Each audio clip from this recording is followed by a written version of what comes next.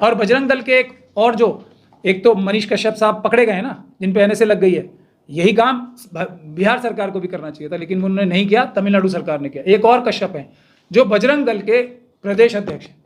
नहीं, सबूत अभी डिस्क्लोज नहीं करूंगा, मैं इतना बच्चा नहीं हूँ। बिहार शरीफ में अभी हिंसा हुई, उसके चलते वहाँ के लोगों ने मुझे बुलाया वहाँ पे, और जो मैंने वहाँ पे जाके दौरा किया और जो स्थिति देखी वो बहुत ही शॉकिंग और बहुत ही दिल दहलाने वाली थी, क्योंकि ये इतनी बड़ी साजिश का हिस्सा है जिसमें सिर्फ ये बिहार सरकार के, नीतीश कुमार जी की सरकार के, तेजस्वी यादव जी की सरकार के खिलाफ ये साजिश नहीं है, बल्कि इस साजिश का पूरे देश पर असर पड़ने वाला है। इतनी बड़ी साजिश का ये एक हिस्सा है और इसी प्रकार की घटनाएं हम पूरे देश में देखते आ रहे हैं।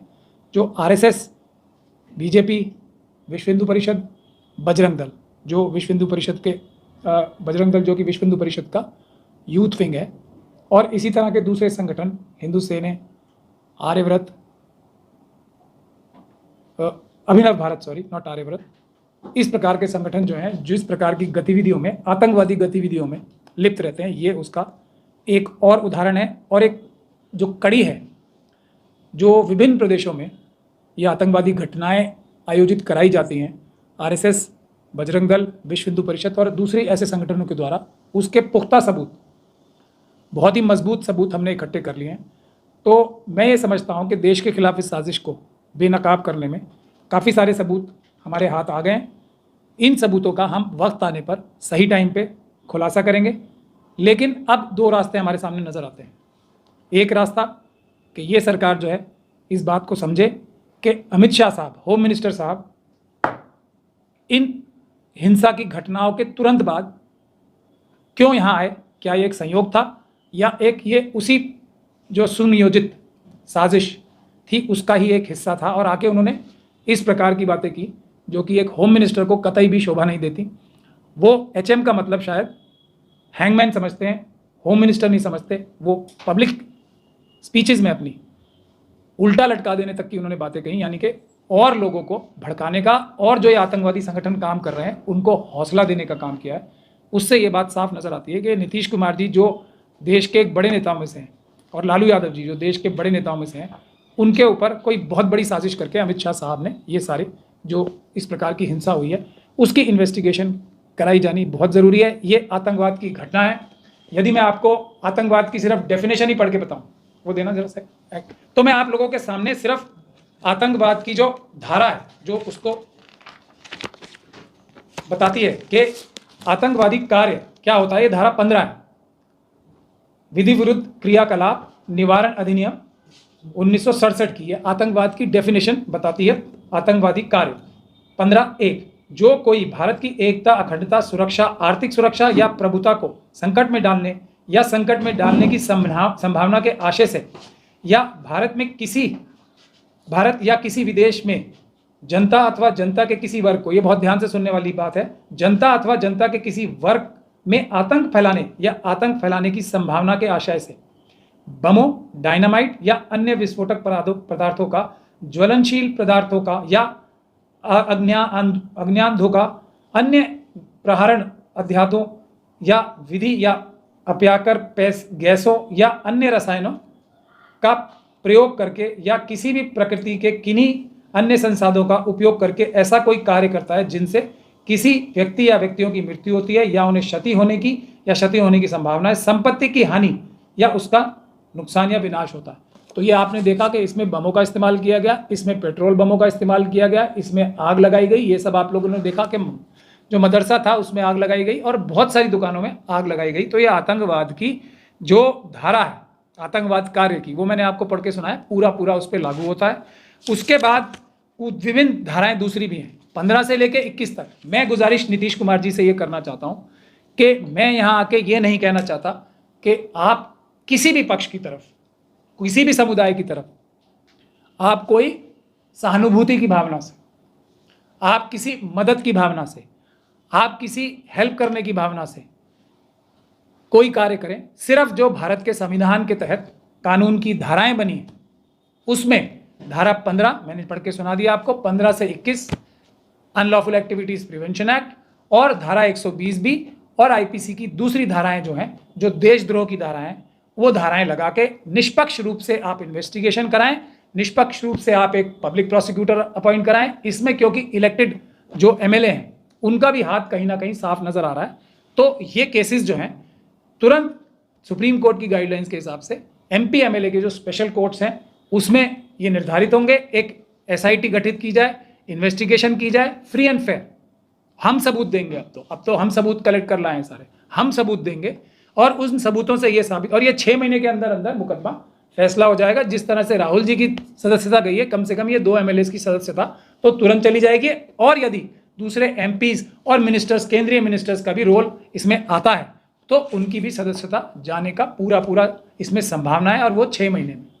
दूसरी बात यह है कि हमने इसमें इस बात को साफ तौर पे देख लिया है कि जो फॉर्मूला सब जगह अप्लाई होता है, सरकारी अधिकारी जो लोकल, और ये नीतीश कुमार जी के लिए और तेजस्वी यादव जी के लिए सुनने के लिए बहुत ज़रूरी है, जो लोकल प्रशासन है, हमने तो सबूत कलेक्ट कर लिए, वो डायरेक्टली इन्वॉल्व था, इसमें लापरवाह नहीं था। वो इस घटना को, आतंकवादी घटना को कराने के लिए कि बजरंग दल आए, उसके कार्यकर्ता जुलूस में शामिल हों, पुलिस वहाँ पे नहीं हो और उसके बाद कार्रवाई ना की जाए उनके खिलाफ, इसमें लोकल प्रशासन जो है पूरी तरीके से शामिल है। जो म्यूनिसिपल कॉर्पोरेशन के ऑफिसर हैं वो सबूत मिटाने के लिए भी जिम्मेदार हैं। ऐसे सबूत हमने कलेक्ट कर लिए हैं। एसआईटी बनाने की जरूरत है और एक फास्ट ट्रैक कोर्ट बनाने की जरूरत है। बाकी कार्य अपने आप हो जाएगा, इन्वेस्टिगेशन फ्री एंड फेयर होने के बाद। ऐसा कहा जा रहा है कि लोग पहले मुस्लिम समुदाय के लोग स्टोन डाले थे। देखिए, मैं आपसे कह रहा हूं ना कि यही झंडे वाले, यही नारों वाले, यही एक जैसे लोग जो बाहर से भी आते हैं, अभी बंगाल में जो एक घटना करके आए थे वो बिहार से पकड़े गए हैं ना। तो मैं यही कह रहा हूँ ना, निष्पक्ष जांच हो जाए, ये बात साफ साबित हो जाएगी कि इस तरफ से, मुस्लिम समुदाय की तरफ से किसी ने कोई पत्थर फेंका ही नहीं। यही हम कह रहे हैं। आके हमला किया, बाकायदा लोगों से तलवारों पे हमला किया, जो लोग पानी पिला रहे थे जुलूस को उनके ऊपर हमला किया। ये निष्पक्ष जांच, इसीलिए मैं कह रहा हूँ ना कि जांच के विषय में हमें बात ही नहीं करनी। हमारे पास ही इतने सबूत हैं वीडियो के माध्यम से, हम तो कह रहे हैं ना वीडियो के माध्यम से, और दूसरे सबूत इतने हैं कि हम अपना निष्पक्ष जांच इसलिए कह रहे हैं कि अगर कोई भी पकड़ा जाता है उसमें तो निष्पक्ष जांच होनी चाहिए। लेकिन हमारे पास इतने सबूत मौजूद हैं कि बजरंग दल, विश्व हिंदू परिषद, आरएसएस, बीजेपी के लोग और स्थानीय प्रशासन के लोग इस आतंकवाद की घटना में सम्मिलित थे। वो हमने सबूत एक ही दिन में जुटा लिए हैं। तो कोई भी निष्पक्ष पुलिस अधिकारी बहुत ही अच्छी तरीके से ये केस अदालत में साबित कर पाएगा 6 महीने के अंदर। आपको क्या लगता है कि दूसरे राज्य से भी लोग आए हुए थे? एकदम, ये फॉर्मूला है एक ही जगह, एक तरह का है। जैसे दिल्ली में आक्रमण हुए, उसमें नंदकिशोर गुर्जर बीजेपी के एमएलए लोनी से, और दूसरे भी उनके जो एमएलए थे, उनका रोल साफ निकल के आ रहा है। वो भी इसी तरीके से बाहर से लोग लाए थे दिल्ली में हमले कराने के लिए, और उन्होंने अपनी एक सुंदर नगरी में पब्लिक स्पीच में, मेरे पास रिकॉर्डिंग है, माना भी था कि हाँ मैं 2500 लोग लेके आया था। तो इस प्रकार के सबूत, और ये उसी बड़ी आतंकवादी संगठन की एक जो है कड़ी है। तो ये पूरे देश के खिलाफ चाइना और पाकिस्तान से पैसे लेके जो साजिश देश को तोड़ने की हो रही है। और बजरंग दल के एक और जो, एक तो मनीष कश्यप साहब पकड़े गए ना, जिन पे एनएसए लग गई है, यही काम बिहार सरकार को भी करना चाहिए था, लेकिन उन्होंने नहीं किया, तमिलनाडु सरकार ने किया। एक और कश्यप है जो बजरंग दल के प्रदेश अध्यक्ष हैं, प्रदेश अध्यक्ष माधवलाल कश्यप। अभी वो जेल से छूट के आए थे, वो नेतृत्व कर रहे थे। मैं इसलिए कह रहा हूं, मेरे पास सारे सबूत एकत्रित हो चुके हैं। सब कुछ सबूत मैंने एकत्रित कर लिए हैं आरएसएस, बजरंग दल, विश्व हिंदू परिषद और भारतीय जनता पार्टी के इलेक्टेड ऑफिस बेयरर्स के खिलाफ। आप सुप्रीम कोर्ट के वकील हैं, क्या आप इस मामले को सुप्रीम कोर्ट ले जाएंगे? देखिए, ये मामला सुप्रीम कोर्ट, तो कोई भी मामला सीधे नहीं जाना चाहिए जी। हम जो है कानून की प्रक्रिया सीधे से पालन करेंगे। पहले हम सरकार को सबूत इकट्ठे करके दे रहे हैं। आज इस प्रेस कॉन्फ्रेंस के माध्यम से हम क्या मांग रहे हैं कि आप एक एसआईटी गठित कीजिए और एक अच्छा पब्लिक प्रोसिक्यूटर बनाइए, वो निष्पक्ष जांच करे। उसके बाद आप एक फास्ट ट्रैक कोर्ट बनाइए। एमपी एमएलए का ट्रायल सुप्रीम कोर्ट ने कहा है कि प्रायोरिटी पे होना चाहिए। इसमें एमपी एमएलए भी शामिल हैं और एमपी भी शामिल हैं, हमारे पास सबूत है। तो इसके बाद इसको 6 महीने में फैसला कराइए।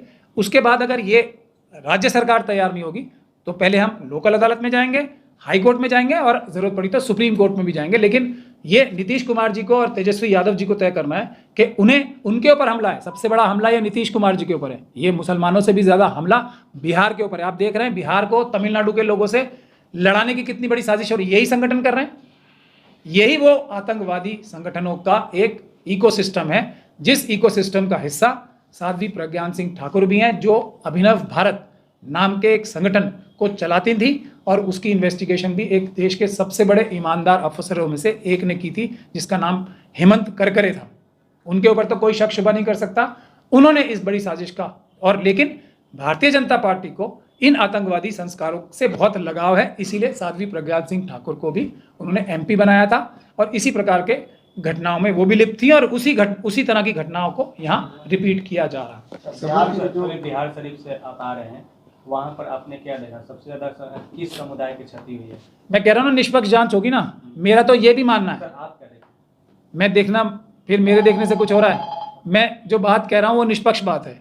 मेरा ये मानना है कि जो दंगाई हैं उनको एक मैसेज देने के लिए बिहार सरकार को जितने लोगों की क्षति हुई है दंगे में, उनको जितना उनका नुकसान हुआ है उससे डबल पैसे देने चाहिए, ताकि दंगाइयों का, आतंकवादियों का एक ये भी मकसद होता है ना कि हम इनको किसी की आर्थिक जो सामर्थ्य है उसके ऊपर हमला करके उसको बर्बाद कर दें।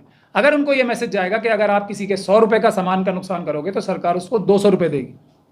अब वो एक पक्ष का हो या दूसरे पक्ष का हो, मुसलमान हो या कोई दूसरी कास्ट का हो, जो भी हो, सबको डबल पैसे दें। मैं ये कह रहा हूं, ये अच्छी बात है या बुरी बात है, ये आप ही लोग बता दें। सबूत की बात कर रहे हैं आप, उसको डिस्क्लोज करेंगे क्या? नहीं, सबूत अभी डिस्क्लोज नहीं करूंगा, मैं इतना बच्चा नहीं हूं। सबूत मेरे पास है, मैं सरकार के पाले में बॉल फेंक रहा हूं कि ये मुसलमानों से भी या देश के SC ST से भी बड़ा हमला ये नीतीश कुमार जी की सरकार के ऊपर है। मैं उनके पाले में बॉल फेंक रहा हूं कि मेरे पास सारे सबूत मौजूद हैं। अगर वो अपनी अमित शाह जी से अपनी सरकार को बचाना चाहते हैं, वो खुद नजर रखे हुए चाणक्य साहब, खुद आ रहे हैं वो पर्सनली, तो अगर वो अपनी सरकार को बचाना चाहते हैं और उनके खिलाफ जो होम मिनिस्टर की शक्ल में हैंगमैन बन के आते हैं यहाँ पे, उनके खिलाफ एक्शन लेना चाहते हैं, तो सबूत मेरे पास मौजूद हैं। अब उनके पाले में बॉल है, अगर वो एक्शन नहीं लेंगे तो हम भारत का संविधान बचाने के लिए, हम अम्बेडकरवादी लोग हैं, बाबा साहब के मानने वाले लोग हैं, हम भारत का संविधान बचाने के लिए, भारत बचाने के लिए, बिहार बचाने के लिए हम ही एक्शन लेंगे, भले ही सरकार हमारा साथ दे या ना दे। सरकार के SIT पे क्या भरोसा नहीं है आपको? जो सरकार SIT गठित की है वो जांच कर रही है। अभी तक जांच पे बिल्कुल 0% भरोसा नहीं है और नीतीश कुमार जी को ये SIT धोखा दे रही है। मेरे पास एक दिन में जब इतने सबूत आ गए कि मैं इतनी बड़ी बात कह रहा हूँ, इस कानून के तहत मुकदमा दर्ज कर लेती अगर SIT ठीक काम कर रही होती। मैं एक दिन की इन्वेस्टिगेशन में बता रहा हूँ जो मैंने की है, और मेरे पास तो उतने ताकत भी नहीं है, इन्वेस्टिगेशन की पावर नहीं है, क्योंकि पुलिस के ऑफिसर्स के पास होती है, वो किसी का भी फ़ोन मंगवा सकते हैं, किसी भी सरकारी एजेंसी से सबूत इकट्ठे कर सकते हैं। मेरे पास तो कुछ भी सबूत नहीं है। तो क्या ये कहें कि भाजपा के मेरे पास सबूत मतलब मेरे पास ये पावर्स नहीं है सबूत इकट्ठे करने की, लेकिन फिर भी मेरे हाथ में एक दिन के दौरे में इतने सबूत आ गए कि मैं आतंकवाद का मुकदमा बजरंग दल, विश्व हिंदू परिषद, RSS और BJP के MLAs तक साबित करने के लिए सक्षम हूं। तो ये मान लें कि मतलब जहां भाजपा की सरकार जो है वहां नहीं है, वो इस तरीके के दंगे कराते रहते हैं? नहीं, जहां भाजपा की सरकार है वहां भी कराते हैं। उनके पास बहुत सारे थिंक टैंक है ना, वो मौका महल देख के, अभी बिहार से उन्हें बहुत बड़ा खतरा है। जो आने वाले लोकसभा के चुनाव आ रहे हैं, अगर बिहार में वो साफ हो जाते हैं तो उनकी सरकार नहीं बनती। ऐसे बहुत सारे उन्होंने आइडेंटिफाई कर रहे हैं। बंगाल उन्होंने आइडेंटिफाई कर, तेलंगाना उन्होंने आइडेंटिफाई कर रखा है, कर्नाटक उन्होंने आइडेंटिफाई कर रखा है, जहां उन्होंने छल कपट से, पैसे से, ED और CBI के डर से सरकारें बनाई हैं। मध्य प्रदेश में उनको बहुत बड़ा खतरा है। तो यहाँ सब जगह पे वो एक स्ट्रैटेजी के तहत काम कर रहे हैं। और सबसे बुरी बात यह है कि अडानी जो हैं वो इसमें पैसा लगा रहे हैं, क्योंकि वो अमित शाह साहब का ही पैसा है। और इसमें अडानी जी के चाइना से संबंध क्या है? चाइना और पाकिस्तान मिलकर देश में भाई को भाई से लड़ा रहे हैं, धार्मिक उस पर मुसलमानों को दूसरे धर्मों वालों से लड़ा रहे हैं, सिखों को लड़ा रहे हैं, दूसरे धर्म वालों को, दूसरे धर्म वालों से क्रिश्चियंस को लड़वा रहे हैं। ये सब कार्य में लिप्त हैं। यहां तक कि हिंदी भाषी लोगों को तमिल भाषी लोगों से लड़वाने की साजिश में भी यही आतंकवादी संगठन शामिल है। अब ये नीतीश कुमार जी की सरकार के पाले में बॉल है। मैंने आपको बता दिया कि मैं आतंकवाद का केस, फुल प्रूफ केस बनाने के सबूत मैं इकट्ठे कर लाया हूं एक ही दिन में, और अभी और भी सबूत इकट्ठे कर रहा हूं। तो अब ये नीतीश कुमार जी को सोचना है कि उनको अपने उन अधिकारियों की बातें सुननी है जो मेरे हिसाब से RSS ने प्लांट करा रखे हैं उनके ऑफिस में, या हमारे से बात करके हमारे पास से सबूत लेने हैं। और तो मैं यही तो उनकी कलाकारी मानता हूं ना RSS वालों की, कि नीतीश कुमार जी के चारों तरफ भी, और जैसे दूसरी बड़ी पार्टियों के जो नेता हैं उनके चारों तरफ भी सरकारी अधिकारी भी खास तौर पे ऐसे होते हैं जो अपने नेताओं को मिसगाइड करते हैं। उसका एक सबसे बड़ा एग्जांपल देके मैं बात खत्म करूंगा, क्योंकि मेरी फ्लाइट भी है। आप लोग सब जानते हैं ना, एंटनी कमेटी की रिपोर्ट आई थी एक कांग्रेस में, जिसने कांग्रेस की सारी दिशा चेंज की थी कि अल्पसंख्यकों के खिलाफ फैसले लेने की जो कमेटी आई थी वो एंटनी कमेटी आई थी। कल उनके बेटे ने बीजेपी ज्वाइन कर ली। तो वो जो एंटनी कमेटी रिपोर्ट आई थी, उस वक्त वो कितने बड़े वफादार लगते थे कांग्रेस पार्टी के, तो उस एंटनी कमेटी ने कांग्रेस का जो डायरेक्शन चेंज किया, उसकी वजह से कांग्रेस का जो आज हाल है वो उसी कमेटी की रिपोर्ट की वजह से है। तो नीतीश कुमार जी भी अपने चारों तरफ देख लें कि वो किसके ऊपर इतना ज़्यादा विश्वास कर रहे हैं जो उन्हें मिसगाइड कर रहा है, मैं ये कहना चाहता हूँ। और लालू जी से मेरी करबद्ध निवेदन है, नीतीश कुमार जी से, लालू जी से सलाह लेके जो काम करेंगे वो उसमें हमेशा सफलता प्राप्त होगी। लालू जी एक ऐसे व्यक्ति हैं जिन्होंने रथ यात्रा रोक के आडवाणी जी की 10 साल तक, ये आतंकवादी जो चक्र चल रहा है ना इस वक्त, उसको 10 साल के लिए पूरे देश को उससे निजात लालू जी ने दिलवाई थी आडवाणी जी को अरेस्ट करके।